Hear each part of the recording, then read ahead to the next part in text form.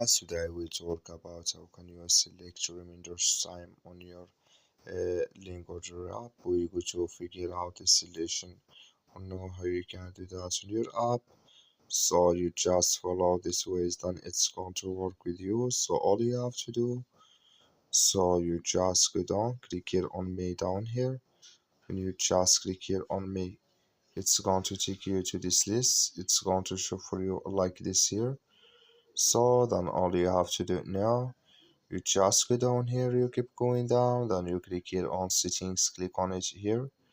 So then it's going to take you to this list, it's going to show for you like this here. So then you click here on reminders, you just click on it.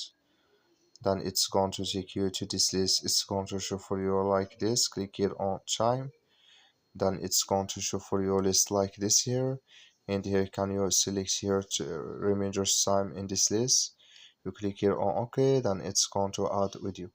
That's all you have to do. Thank you for watching. Don't forget to support us by liking and subscribe.